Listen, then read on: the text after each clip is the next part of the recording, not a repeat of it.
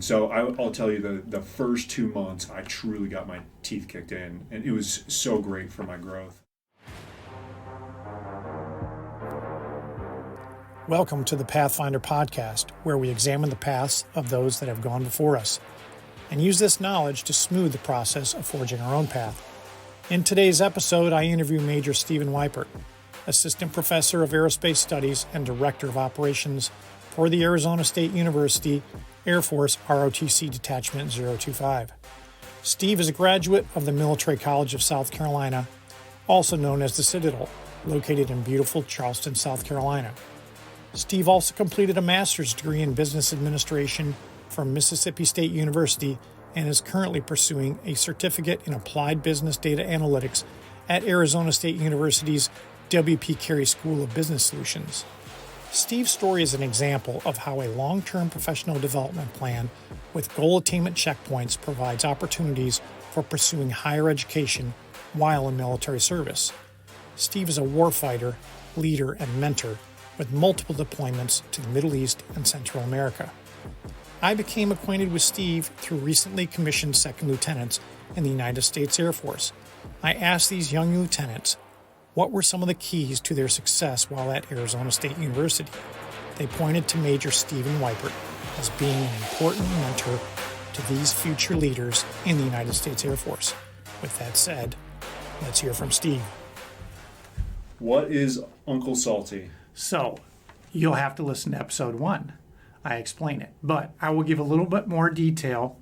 The reason I'm using Uncle with Salty is because I mentioned before, I'm one of the oldest students at Cronkite at Arizona State University. I'm probably old enough to be the father of most of the students here, so I'm not their father, so I kind of call myself their uncle. And I always tell them, hey, your uncle's here for advice. Love it. I know our cadets loved having you in the classroom, right, for that perspective. I loved it too, and it's great to see some of them getting their commissions and getting ready to head off to their pilot training. And I'm going to follow them for as long as I'm alive. Yeah, great. Yeah, I mean, they're great individuals. You have some just solid, super smart, academically, physically fit. I mean, everything that the United States Air Force needs is coming out of this program that you guys have. Absolutely. So, first question I have for you is you brought your own mic, which kind of cracked me up. I did. Tell me a little bit about that. So I brought my own mic just because I have one on standby right now. I'm going through the process of separating from the Air Force. Right. And so going through all these interviews, I expected to be in person, but guess what? A lot of them have been virtual, and so I've had to have a microphone on standby. Interesting. To help me with that. I've taken over my son's playroom, and it's suddenly become my interviewing lab. Very cool. Yeah. So what are you doing for your background during your interview? Are you hanging guitars on the wall?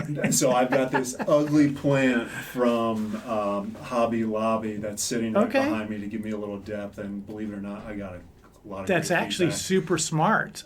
So I did some headshot photos for a real estate business that I started, and I was like, before I did it, I was like, okay, what do I need? I did it with my iPhone. I mean, I'm a cheapo. We'll learn that over time. And I told my daughter, hey, take my picture. And she's like, where? And I'm like, right in front of this ivy in my house. And it turned out great. I actually got so many compliments on it. When you were saying interviews, I was thinking you were being interviewed by students or by other organizations because you're leaving the university here. So we're talking job interviews. We're talking job interviews. Wow. So over the course of the last, let's say, 3 to 4 weeks, I've probably done close to about a dozen interviews now. That's a lot. Whether that's a screening interview or a traditional follow-on type of interview. Okay, we're getting way ahead of the game. Okay, I'll back we're up. gonna go in kind of in a timeline. First thing, just to kind of break the ice a little bit. What's your favorite workout? What do you like to do? What's your routine and what's your favorite workout? So my wife and I, during 2020, when I initially went out for my second deployment, we were looking for ways to keep her engaged during COVID while there's a 5-month-old at home and she's working full-time. So we started piecing together a home gym. And once you get that bug going, gosh, it is hard to escape. And so we do CrossFit together, and that's a great opportunity for us to work out together because we love that. We got a trampoline out back, so our gym is out back. Thankfully, the Arizona weather is conducive for it, at least, for the majority of the year. Right. We got a trampoline out back, so our son goes in the trampoline and we get a solid 2-hour workout in while we can. So I think there's actually some evidence for adults doing trampoline workouts. And the reason I say that is I watched a documentary of Tony Robbins. yeah. And, he's a huge dude. And he would go out back and jump on this little mini trampoline. He doesn't explain why he's doing it. But here's my theory. Keeping your tissue taut. Oh, absolutely. Meaning your muscles, like if you can't jog, like I have a back injury, so I can't run like I used to. So I do things that are going to keep me moving and bouncing to keep the muscles, attached to the bone. I kind of think that's what it's all about. So you told me you grew up in New Jersey. Tell me what part of New Jersey and what was early life in New Jersey like for you? So the northwestern part of New Jersey. So, everyone has this ideal image of Jersey being, literally the armpit, right? Newark Airport, and that's what everybody thinks of Jersey. And it couldn't be, further from what I grew up with. And so, pretty rural area. A lot of farming communities out there. The World Equestrian Training headquarters is not far from there, and so a lot of horses, a lot of pumpkin, apple. Let's see what else was big. Sweet corn, and so that's all stuff I grew up with in my hometown. Incredibly conducive environment for family life, and so I grew up there. My wife did as well. She was about 6 minutes away from my home, and so my parents still live there, and so. In a lot of aspects, we still consider, Long Valley, where we're from, home for us. Interesting. So did you have, so where I grew up, we had cider mills where they would make cider and they'd have the donuts and all that? Oh, yeah. Oh, man, it's heaven on earth, isn't it? It's, the winter time is tough, but if you can get there in autumn time frame, fall, it is the absolute best time frame. So your wife was 6 minutes away from you. When did you first meet her? So in high school, I got a back injury as well, so I was, I love gym class. So athletics was big for me in high school. So basketball, football, track. During my junior year of high school, fractured a vertebrae, and so that took me out of gym class, broke my heart, right? But I ended up in Sam, my wife, one of her classes as a follow-up to gym. And a mutual friend in that class, set us up on a date, and we've been together ever since. So it's 15 years old for her, 16 years old for me. Wow. Is when we first started dating, and somehow we made it work. And then you went on to university, the Citadel. I did. Now they pronounce it Citadel, right? Not Citadel. You nailed the pronunciation, right? So the reason I know this is because I went to the infantry school and had.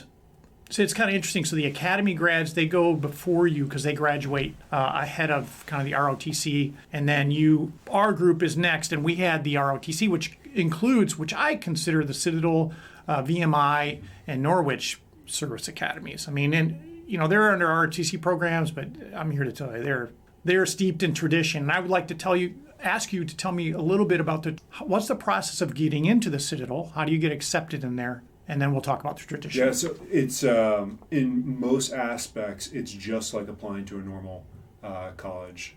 I had a very good family friend that graduated from the Citadel. He went into the Marine Corps after, and then very successful in the Jersey area after he got out of the Marine Corps. And so he encouraged me to go take a look at it, and I did an overnight visit there. My junior year of high school, applied my senior year, and found out pretty early about acceptance, and I knew at that moment that was going to be the path for me. I didn't have any affiliation with the military. I really didn't know too much about the school, but that overnight visit, coming from both the athletics background as well as a pretty disciplined, structured environment, thankfully from my parents, that it was just a natural fit for me. So, yeah. Interesting. Now, were you thinking Air Force at the time, or did you have any idea what service? What most people don't understand about the service, the senior military colleges, is you don't have to commission afterwards. And so I intended on going to the Citadel and not necessarily taking a commission afterwards. It wasn't necessarily something that was on my radar. About a semester into the program, I decided, hey, let's go give Army ROTC a shot. Let's see what that's about. What happened? So believe it or not, the Army said, hey, we don't have money. And I was like, now knowing Wow. that, I was like, Like scholarship money, or absolutely. Oh, So wow. I was looking for a way to pay for my undergraduate degree, and so people said Army is the immediate thing, and so I went, and the Army was like, hey, we're running short on money. This was a 2009 to 2013 years, and so they're like, we'll take you for a semester and we'll see how you like it. And I did, really enjoyed it. Still remember my pace count from all the marching and everything that we did there. But they encouraged me to, after a semester, go take a look at the Air Force to see if they had any. And so I marched my way down to the Air Force, same floor in the ROTC buildings at the Citadel. And they were like, I don't know if we'll have money, but you could give it a shot with us too. And so I was like, okay. So literally just stumbled upon the Air Force, and thankfully it's turned out pretty good for me. Now, had you had a plan to get a scholarship, or did you just kind of get word that, hey, there's scholarships available? Absolutely. So both of my parents hadn't gone to college after high school, at least in a traditional sense, and so their big focus was just get into college, just get into college, just get into college. And so, not that this was a mistake on their part by any means, we just didn't know the questions to be asking, right? And so, finances, that wasn't a huge thing that I thought about going into college. But after seeing a few tuition bills shortly after getting to school, it became apparent that I need to start focusing on it. Yeah, in my story, and I kind of tell it in episode 1, I kind of stumbled into the Army myself, and they offered me a scholarship, and I was like, wait, what? I can get tuition paid for? It was such a blessing, and it just the whole thing opened my world up, but I don't want to digress too much. So you got the scholarship. Now, did you have any? I actually didn't. So same thing with the Air Force is, that 2009 to 2013 standpoint was actually a pretty tough year for a lot of ROTC programs. Based on when I joined the program, I just wasn't as competitive enough for a scholarship, and so thankfully was still able to contract with the Air Force, get myself on a track for a commission, but unfortunately scholarship dollars never panned out for me. Oh, wow. Yeah. So I had to compete for a scholarship. It was weird. So I came in late at the end of my sophomore year. They sent me to like a basic training camp, and I had to compete at the camp. Now, I had no idea what the outcome was going to be, but I was like, hey, I'll do my best. And I came back, and they're like, hey, you did great. That's awesome. Worked out for you. I had some roommates. This is crazy. I had some roommates who got 4-year scholarships. And then it was, a point where they were downsizing the military, and they were told prior to graduation, hey, you don't need to go in the military. I was like, going, what? Crazy. And not many of the cadets took that offer. I had one guy who, he was actually one of my roommates. He ended up getting out, not commissioning. He enlisted, became a warrant officer, and flew helicopters because he wanted to be an aviator anyway. Absolutely. So, it was the right path. All's well that ends well. Looking back, commissioning, and then what was the next step for you? So, I had all the involvement in the world that I could through the Corps cadets throughout college, and so held leadership positions both concurrently in the Corps cadets of the Citadel and then Air Force ROTC. Thankfully got my commission May 2013, and then was the wait game. And so us getting on to active duty, it's a little bit of a delay. Thankfully, the Air Force has done a good job at cutting down on that delay, but for me, I was told, hey, you got a year until we're actually pulling you on to active duty, and so thanks for being here. We'll see you in a year. And that was great in some aspects because I got some time returned back to me, but real life started kicking in during that time frame. Sam, she graduated at the same time. She went to Clemson, and so she graduated at the same time. We got married about a month after graduation, and Sam wanted to get going with grad school. We knew we were going to end up in the San Antonio area for my first duty station, and so we moved ourselves down to San Antonio, not knowing how we were going to pay for all of it, kind of out on a whim. I was working landscaping at a landscaping nursery there for $9 an hour. Absolutely loved it. Done that. Yep. So I love manual labor. I love everything about landscaping. But when student loans start kicking in, $9 an hour doesn't cut it too much. And so thankfully, I got a call from my unit in San Antonio in December, and they're like, hey, can you be here in 3 weeks? and I was like, I'm already in the area. Please pull me on to active duty. And so that was essentially the start of my tenure in the Air So Force. did they pull you on and just have you kind of like do staff functions in the meantime? For a lot of us in support career fields in the Air Force, we will go to our first duty station before we go off and do our formal training course. Gotcha. And so I was there for about a month to get in processed, get my feet under me, and then I was out a month later to Keesler Air Force Base to do my initial tech training. Interesting. I've been to Keesler. Have you? Yeah, it's beautiful. It's an interesting place. You know, a lot of it's new because Katrina absolutely, washed out. I was there before Katrina, believe it or not. So you would probably not recognize it because they've done a lot in the area. San Antonio, was that Randolph Air Force Base? That was. So Joint Base San Antonio, Randolph, and I was working at the Air Force Personnel Center for about 3.5 years. Okay. So that was your first duty station, San Antonio. Whoa. That's like Air Force Central. How did you feel about that? So it's not just Air Force Central, but it's also me as a force support officer, personnel, what the Army would consider adjutant general career field. So right. That's the mecca of everything personnel is at the Air Force Personnel Center, and so that's where I got to start. A lot of retired colonels, a lot of retired chiefs there. And there wasn't a lot of young lieutenants. We were kind of like a pilot program that got thrown in there. And so a lot of great people that had finished up their tenure in the Air Force and looking to kind of put their arms around a young lieutenant and show them the ways. And so I had a ton of great mentors throughout that experience that really took great care of me.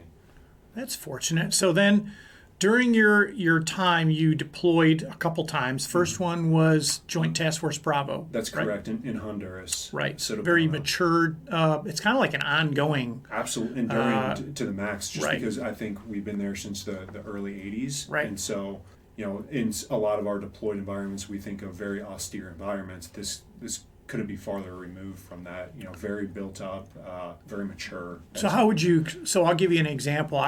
When I was in Iraq, it was a weird thing. I have no idea why, but they had me fly back to Al Udeid Air Base to like do some paperwork to get my, what an ISU-90 is? Basically like small Connex containers. Oh yeah, absolutely. Big steel boxes. Yep. So we have to ship all our gear back home, and I had to fly there from Iraq. I was like, all right, I'll take paid vacation, I guess. And when I got there, it blew my mind because I felt literally like I was walking on Luke Air Force Base. Oh, absolutely. The architecture is the same, and I went in the base exchange, and it's almost identical. And on top of it, it was open 24/7. And I'm like, this is amazing. You should see it now. So I know we'll get to it. I'm going to jump ahead here, but I went there in 2020. Okay. That was my second deployment, and the amount of money that the host country has thrown at that base is just made that explode in growth. Amazing. The funniest thing I'll remember when I was there was the airmen were allowed to wear blue Crocs and their PT uniforms, and I was just going, Sounds about right. What? Sounds about right. Yeah. Like, all right. It's like what they always say: you can always add to a regulation, but you can't take away from it, right? Yeah. So the commander there decided that we're going to add to the regulation by saying blue Crocs are authorized. Yeah, love it. I was actually, this is how old I am. I was in the service when the Air Force did not have fitness uniforms. Yeah. When they were mandated to get them, there was all this like, just wailing and gnashing of teeth. And then the funniest thing is when you deploy and it's 130 degrees out, all the Air Force people are wearing shorts. And I'm like, wait a minute. You guys hate these things. Yep. They're like, hey, we don't hate them anymore. That's right. So Joint Task Force Bravo, tell me a little bit about that. So that was shortly after I promoted the first lieutenant. So I could barely spell Air Force at that point, let alone Joint Task Force. That's cool though, because they give you a wide breath when you're a lieutenant. It was amazing. So I'll tell you, the first 2 months, I truly got my teeth kicked in, and it was so great for my growth, just because I had replaced somebody that was a senior captain getting ready for major. She was a 4-star exec, and she was working as the adjutant for the Joint Task Force commander, and she was well equipped for that job. I had some learning to do, and so the Joint Task Force commander, Army infantry colonel, spent his entire career with the Ranger Regiment, and so he truly tested me right up front. But we built a incredible relationship, and I'm so glad for the opportunity, just because I learned so much about not just the Army, but all of our sister services. Learned a lot about how we interface with interagency folks. Got to work with the embassy a little bit, and so for me as a young lieutenant, what a fascinating experience to really learn from You said the embassy, like the U.S. Embassy? Correct. Gotcha, okay. Yep, in Tegucigalpa. And so we Nice. had an L&O there. So I'd spend a decent amount of time going back and forth, as well as integrating with him with our J2, our intelligence shop, our J3 shop operations. And so it was for me as a conventional support officer in the Air Force, that experience so young in my career was just really, really great for my growth. Understood. So just for the non-military listeners, J2 means the Intel shop. That's correct. J meaning joint, and then 2 is the designator for Intel, and 3 is always operations. J again is joint. So we want to make sure that anybody who's listening who's not military can digest this. And then your next deployment was to Asst. Tell me a little bit about that. That's correct. So it was at IUD there during 2020, and so I don't know if I necessarily got the true IUD experience because the vast majority of items around base were just closed because of COVID. And right. So I got into country in June and spent, let's say, 13 to 14 days in a trailer quarantining because essentially we got off the aircraft and we were put into a reserve part of base that was done just for quarantine. And so you quarantine in cohorts. And so I know the listeners can't see this room, but I was with a bunkmate in a small room like this, 2 single beds that we shared for 14 days, and did a lot of running outside in that June Qatar heat. So yeah, got I all know. homework done. I was in grad school at the time. Oh yeah, I was going to ask you. Yeah. So your grad school was distance learning? It was with Mississippi State, their MBA program, and the reason I much prefer a brick and mortar program, being in person. I love the classroom environment, but I knew we'd be moving. I knew I'd probably be taking another deployment, at least one, and so I chose the distant learning format, and it really worked in my benefit. So I was able to knock about half my semester out during my quarantine time. We kind of jumped pretty fast through LUD. Is there anything else you wanted to cover about your Oh, let me back up to Joint Task Force Bravo. Yeah. On the Joint Manning document, which is the personnel list for that task force, were you in a billet that was above your pay grade? That's correct. That's great. I mean, that's for those who aren't aware, that's very good for a career to be working in a position that's considered above your experience level. So there was, I think, 2 or 3 captains that had reclamaed before me that weren't able to fill the tasking. And so I got picked up like 2 weeks before I had to be in country. And that's... Gotcha. I had 2 experiences in my career where I was working in a pay... sadly, there are people get fired. Absolutely. Yeah. It's and next thing you know, they're like, hey, next man up. And it's like, oh, you captain? Well, the commander or whoever your boss is doesn't care, right? They want somebody that's proficient. They don't care about the rank. They just want some proficiency. Right. They want somebody that can apply critical thinking and all of that. And so it's merely about the body versus, the billet. So. Yeah. And your reputation is a big part of that. I actually tried to do a solo podcast reviewing a book called Sage. And this book is about a guy by the name of Jerry Sage, who was an OSS agent in World War II. And he was a reserve infantry officer, and when World War II happened, he went and volunteered to go in the service, and they made him a Baker's platoon leader because he worked for, I think it was Procter & Gamble. They're like, oh, he'll be perfect for the Quartermaster Corps, and he was just livid because he was a football player for Washington State University. So he had his guys climbing cargo nets, hauling their portable ovens, and his reputation, the story made it all the way back to Washington, D.C., and we're talking, this is like 1941. He gets orders to go to D.C., has no idea why he's going there, and they're like, hey, we heard about you.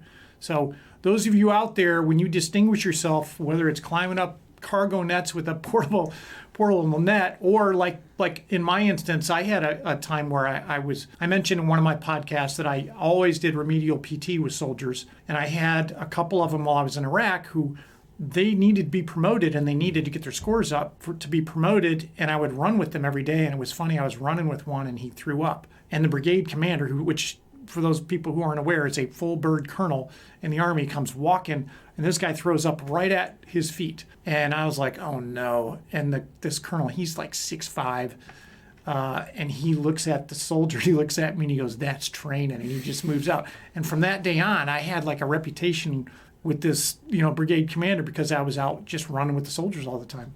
Back to LUD, is there anything else we need to cover on LUD? Not necessarily. So I was working for the CFAC, which is the Combined Forces Air Component Commander. Right.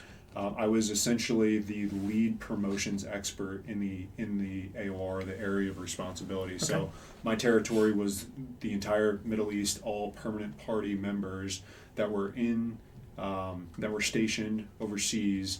I had the responsibility for essentially prepping them, their records, all of that for promotion, getting that in front of the CFAC for their endorsement. And so there were a few other things that I did within that job, but that was the vast majority of what I did. Gotcha. And then the Combined Forces Air Component Command, that's a 3-star billet? That is. Okay. That is. Just so the listeners know, this is a very high-level job you were working at. Yeah, it was great.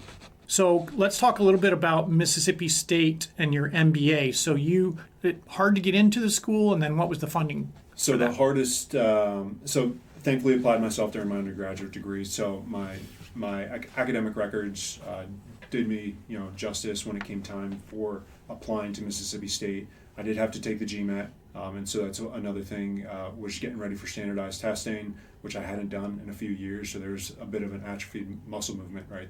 So I had to get ready for that. There was a few letters that I had to write, of course, but it wasn't necessarily the most rigorous, but it was certainly getting back into that mode again of applying to colleges.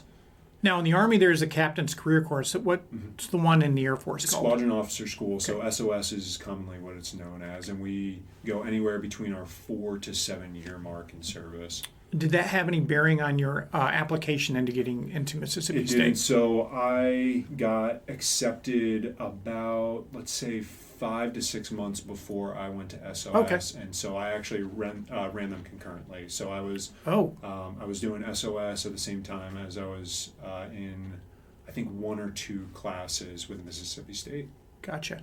Now, does SOS give you college credits at all that are recognized anywhere? So don't quote me on this, but I don't believe that we can apply SOS credits, but certainly the next step as majors for Air Command and Staff College, those you have an opportunity to do a full-blown master's degree through the Air Force, or at least take some of those credits and apply it towards another graduate program.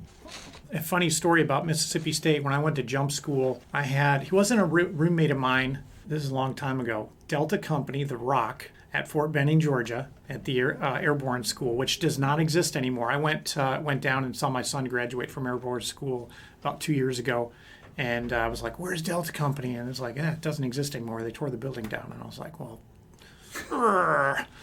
But anyway, so this guy across the hall from me, he was from Mississippi State, little fella, and when he jumped, he would be in the air forever, and he would always sing this song.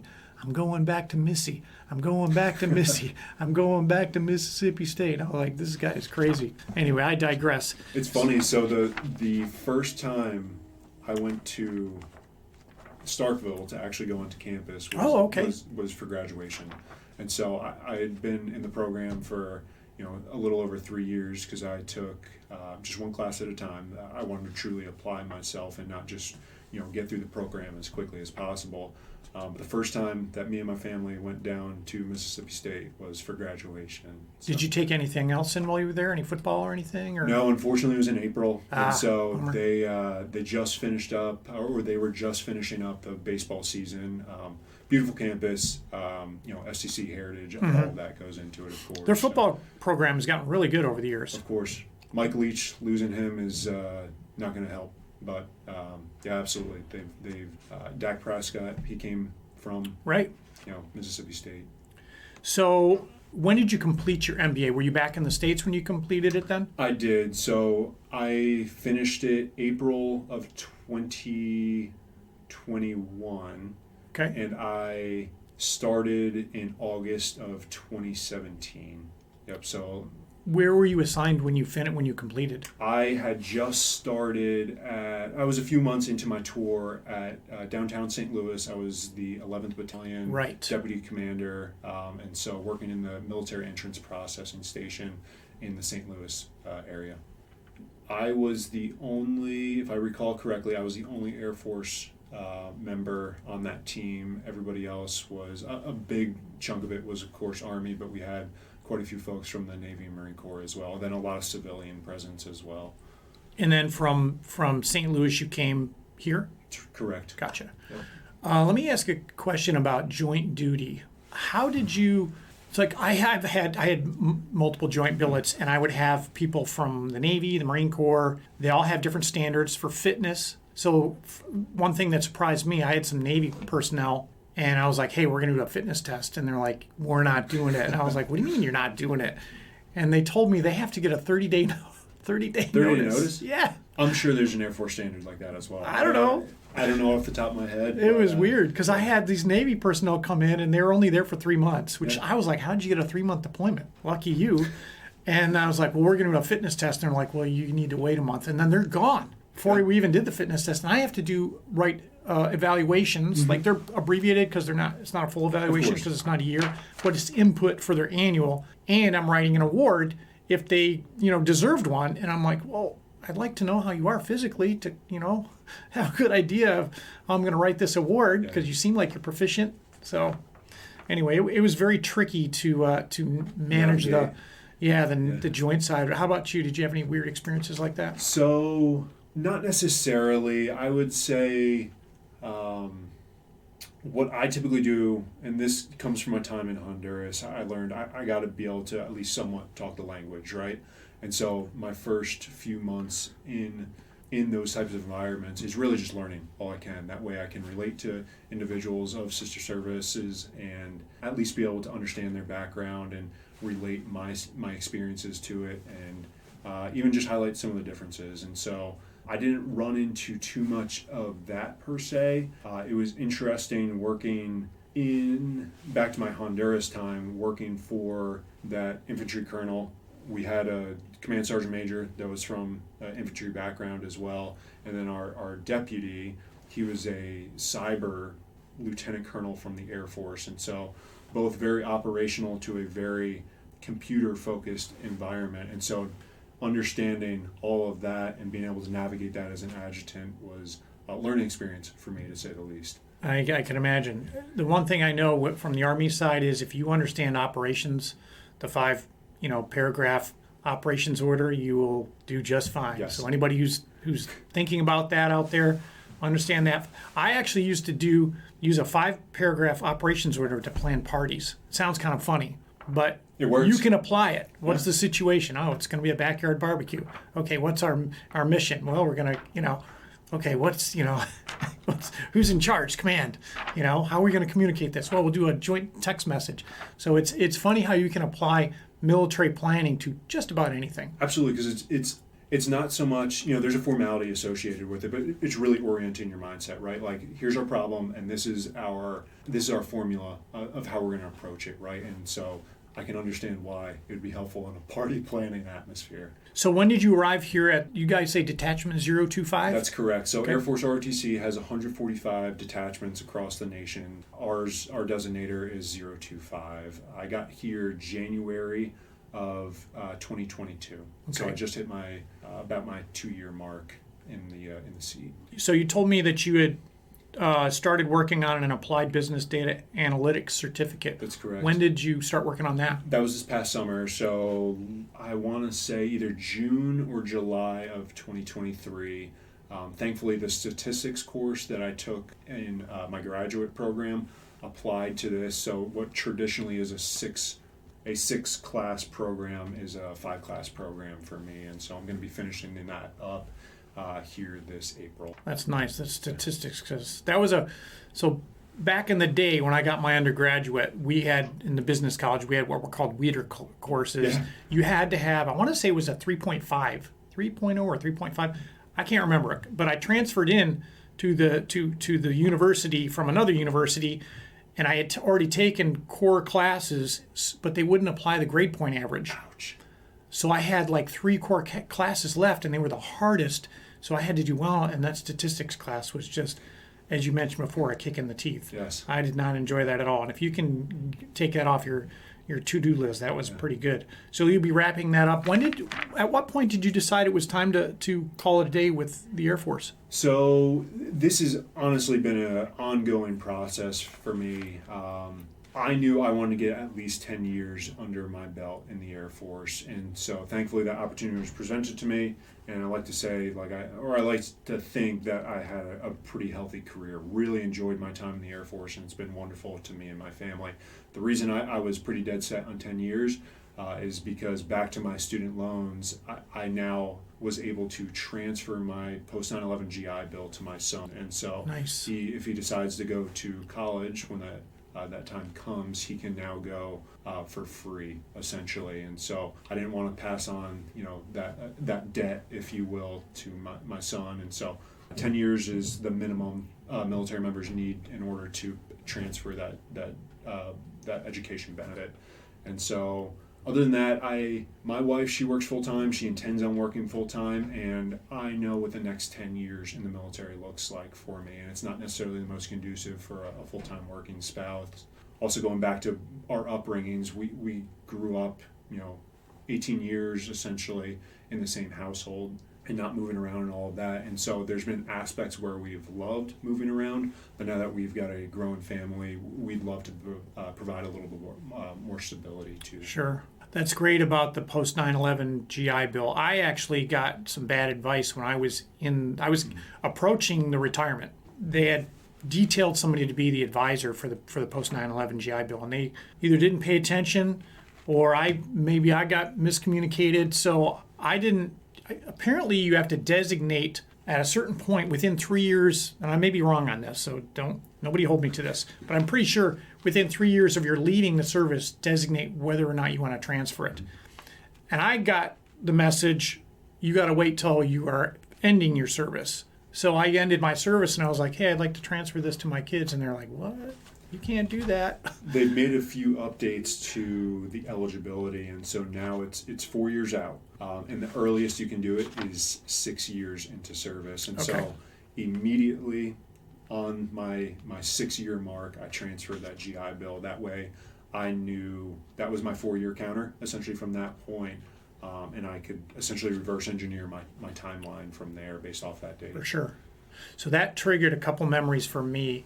One is 10 years seems to be kind of like the point of when you make a decision. I had mentioned in a previous podcast, and I think we talked about it when I went and saw my son down at the jump school, that I was talking to one of the Black Hats, which is an airborne instructor, and he was in E6, and I was like, you're probably around 10 years now. What's your game plan? And he told me that he's attending ASU online, and it kind of blew my mind. He's at that point where he was going to, hey, this is it. And I had the same thing where I got at 10 years, and I was like, I don't know what I'm going to do. But then the war kicked off. And I was like, well, I'm going to be a part of this, so I'm not going anywhere. And then I just stuck it out. And to be honest, the last few years, because of injuries, I was working academically, which I'm not taking anything away from it, but I'm the guy who likes to be in the field. That's why I left the military to begin with. I don't like garrison life, which is, hey, we're going to inspect the tires today or whatever. I want to be out in the field, hunting bad guys. That was kind of like my life. But what triggered another memory was, like, you sound like you kind of deliberately planned some things. For instance, I had some officers or even NCOs in my time, and just people in general, they'll tell me things and I put it in my long-term memory. And it sounds like you did that with the post 9/11 GI Bill. Yeah, absolutely. So, just general career management in general, right? What's beautiful about the military is it's pretty much an open book test, right? You know at what points you're going to be hitting your command window. You know when you're going to be eligible for certain competitive school programs. More than likely when you're going to be moving, right? And so you can build out a 25 year career, essentially from your first 2 years in service. And so it's not a guessing game, and really you can make some deliberate decisions based off of that for what works for you, works for your family, your personal goals, professional goals, all of that. Now let's talk about your transition into the civilian world. Now you're working with, I guess they're like a recruiting firm? Yeah. How does that work? So Cameron Brooks is the name of the organization, and they've got this niche environment that they work within. So they are focused on getting junior military officers in front of relatively large companies. So a lot of them are in the Fortune's 500 list, and they get them into whether it's engineering, any type of analytical work, operations management, supply chain. That's another big aspect for them right now. And essentially they're the screening aspect to get you in front of hiring managers. And so they're a huge helping hand. They've been at this for 60 to 70 years now, getting junior military officers out of service into some really great companies and getting them on a trajectory for the next 30, 40 years of their civilian life. This opportunity really kind of presented itself about a year, maybe 2 years ago is when I started playing with the idea of partnering with them. And what's great about their program is they've got career coaches that they've all been in military service, and so they were in our shoes. A few years ago, they prescribe you homework, they prescribe you books to get you smart on the business world, and so you kind of are in this condensed business education program to get you prepped and ready for your transition.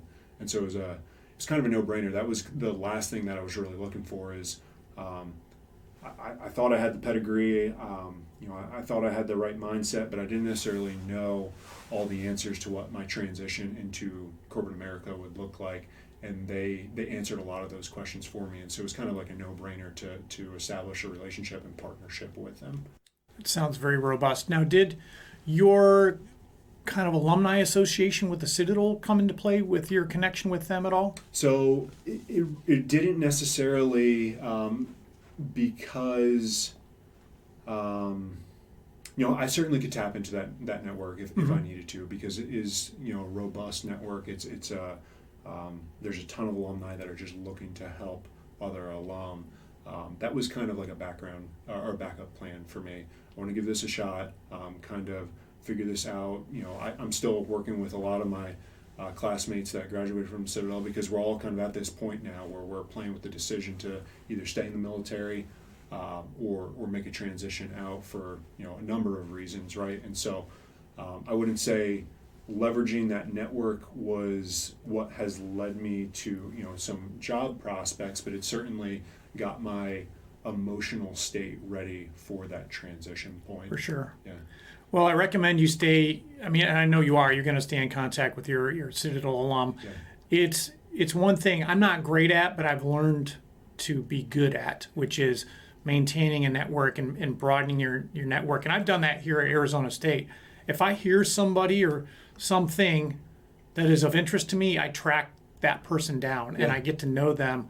My next interview actually is going to be with somebody who's on staff here at Arizona State University, but was a naval aviator prior to. And I learned of this person by talking to a history professor. So, you never know what you're going to uncover. And then the best piece of advice I have from that is keep that data. Absolutely. Make sure that you're, keeping your contact list, and this is going to sound kind of weird, but I keep my contact list on a phone that I do not connect to social media or because if you have your contact phone and you put Facebook on your phone, guess what? Facebook has your contact list. Yep. So that's a little piece of advice I'll throw out there for you. So what's your, I don't know what they call it. And I mean, I retired, so I didn't, is it ETS or estimated term? So similar term. So we used DOS, which is date of separation. There you go. Yeah. Mine is 31 May of this year. Okay. I will hit terminal leave, which means I will use the last bit of my leave balance, which puts me about 19 March on terminal leave. Oh, you're getting really close. I am. So I'm glad 3 I caught weeks you. left, and so we are. We're getting ready. I mean, it certainly hit us from some aspects that this is it for us, but others I know it's going to hit us afterwards, whether that's a few months or a year after we have left the service. But we're doing everything about packing the house out, figuring out what's next for us, job interviews, like I mentioned. I'm still in school. Sam's taking classes with Arizona State. Oh, no kidding! Now as well. Awesome. So. It's just an exciting time for all of us. You guys have got a lot of irons in the fire. Yeah. Let's transition a little bit and talk about leadership. So the reason I came to know you was from the cadets who turned out lieutenants in the Air Force, and they kind of gravitated to me in a national security class Number one, because I got gray hair, and number two, I would raise my hand and tell this poor captain, like, hey, that's not what happens in the real world. And she'd kind of roll her eyes. Oh, here he goes again. He's going to tell a war story or something. So I tried to tone it down a bit, but they would engage with me after class and say, well, what about this and what about that? And then I actually did some fun critical thinking games with them to kind of let them kind of exercise their brains a little bit on what it's going to be like to be a new lieutenant. And it was fun. I won't go into it. I think I talked about it on one of the podcasts. But they gravitated towards you. And my sense of that is, are you familiar with the term servant leadership? I am, yes. So that's kind of the feeling I get, is that you're embodying that kind of that core, leadership strategy of being a servant leader. Can you talk a little bit about that? Absolutely. So, that's my whole purpose for being here, right? Is there's a lot of stuff that we teach in the classroom, like you experienced. There's a lot of opportunities for us to be out there doing PT. We have a leadership laboratory where our cadets are learning about the basics of military drill and heritage and all of that. But what they're really taking away from the program is our leadership perspective, our experiences as cadre members, and so that has a big weight on your shoulders, right? Like, you've got to be on your A game every time you come into the office, because you've got cadets, about 190 of them just staring at you, right? And so it's a great weight. Like, it's just, they are all young sponges. They are just absorbing every bit of knowledge, and so they make it so easy. They're motivated. They're incredibly intelligent. Their critical thinking capacity is well beyond where I was when I was in their shoes, right? And so that's the way I've approached this, is like, I am here to serve them. There's a ton of paperwork that I have to do. There's a lot of talent management that goes into the cadet life cycle. There's a lot of additional duties that goes into running a military unit. But then at the end of the day, my sole purpose here is to serve them and get them ready for their commission on active duty. And it's been great to do this on my honeymoon tour, right? This is my last tour in the Air Force. And so kind of to bookend it, started in ROTC and now ending in ROTC. Believe it or not, as a sophomore in Air Force ROTC, I was so inspired by my cadre members that I knew at that point, whether it was 5 years, 10 years, 20 years into service, I wanted to end up in ROTC again. And so thankfully that opportunity presented to me to come here and be a member of the staff. So this is kind of like a lifelong goal that has finally come to fruition. That's wild. The reason I say that is because I had a similar experience when I was a cadet. We did, in the Army, we went to the field, I would say at least 2 or 3 times a year, and we were coming back from a field exercise, and I had one of the cadre driving, I think we had a Jeep, just really old equipment. Whatever it was, he was tired because we'd been not sleeping and out in the field, and he was like, let's just talk. And we just talked for hours on the way back, and I learned a lot from him, just getting to know him there. And then he and I became very close. And it was funny. So in the Army, you put in, we call it branches. So you've got infantry or military intelligence or quartermaster.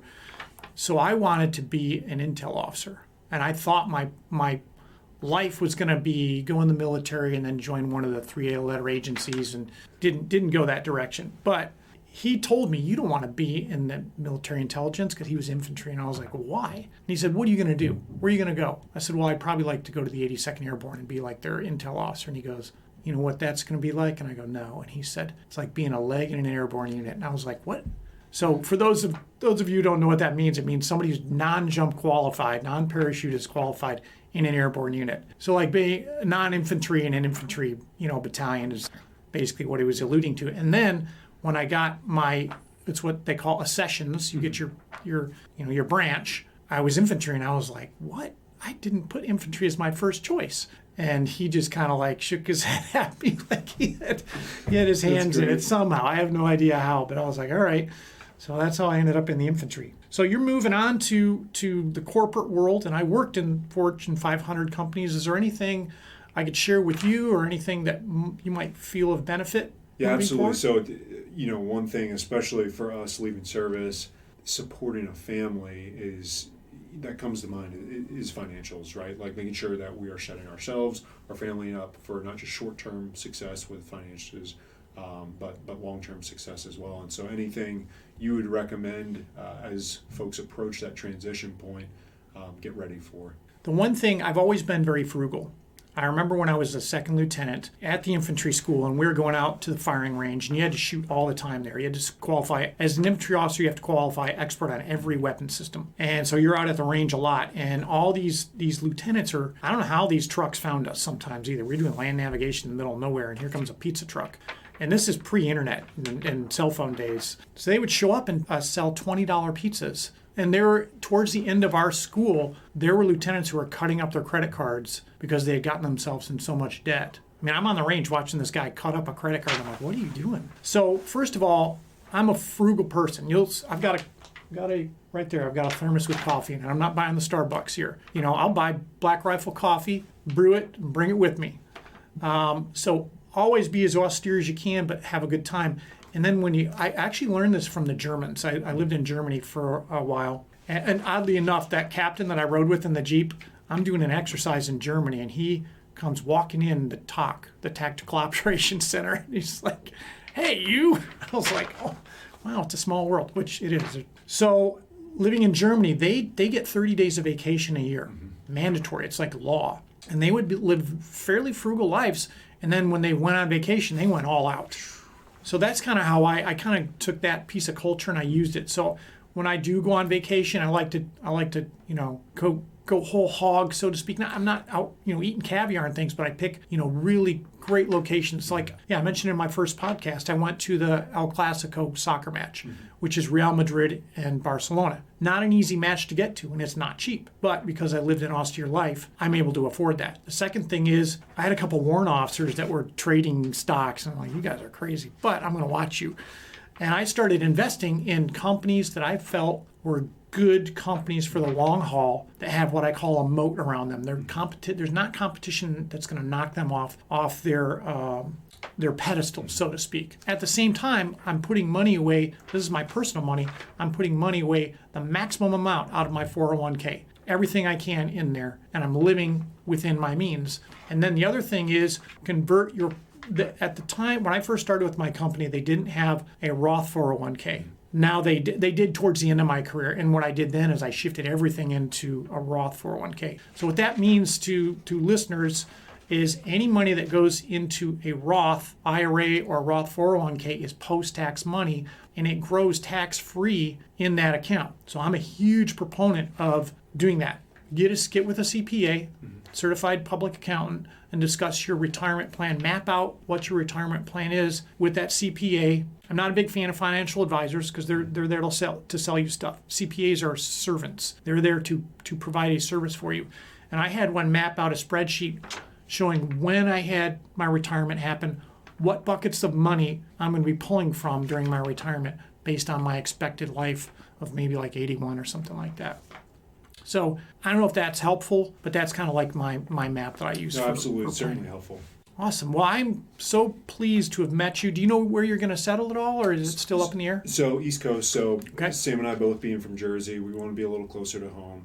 Certainly enjoyed our time out here in Arizona, but it's time for us to get a little closer to home. And so our hope is that we can find a solid job for both me, for Sam, in an area that's conducive for growing family, education system, and then being close to home. And so we've got a few priorities we're juggling, but I think we'll make it happen. That's awesome. Well, as I tell every guest, if you're ever back here in Arizona, you always have welcome to come visit me, go get dinner, get a coffee, whatever. I truly enjoy the opportunity to do interviews with folks like yourself and share it to the world. I'm hoping this podcast gets bigger and that we can help out. It's veteran focused, so it's mainly for those people who are in school and they're transitioning out, or they're on active duty going to school. But any listener out there that we're bringing value to, we're grateful to do it, and I'm glad that I got to introduce the audience to you. Yeah, thank you so much again. Great experience, and thank you for what you're doing. Thank you, Steve. Thank you for your service. I appreciate it.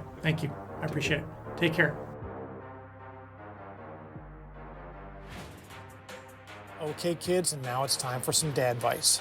Maintain your car. Don't let it get to the point where you're risking a breakdown. Learn how to check your oil and other critical fluids. If the check engine light comes on, stop by your local auto parts store and get a free engine scan. These codes will give you a negotiating point with your mechanic. Find a good mechanic and establish a good relationship.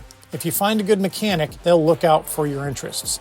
They know your car is a significant investment, and they want your repeat business. Know the age of your tires. The production date of your tires is on the sidewall of the tire. Know how to change a flat and what the proper pressure is for your tires. Follow these simple steps, and it will keep you rolling away from a catastrophic car failure. Today we heard from United States Air Force Major Steven Weippert. Steve shared with the audience his story on how he grew up in beautiful New Jersey, married his high school sweetheart, attended the historic Citadel in Charleston, South Carolina, achieving his undergraduate degree as well as his commission as a second lieutenant in the United States Air Force. Steve deployed multiple times and drank water from a fire hose as a young junior grade officer. He completed his Master's of Business Administration from Mississippi State University College of Business. Steve was assigned to Arizona State University's Air Force ROTC Detachment 025 in the role of Assistant Professor of Aerospace Studies and Director of Operations. By listening to this story, you've learned Steve is much more than an Air Force officer. He's a member of the ROTC cadre that mentored and led the young cadets and the nuances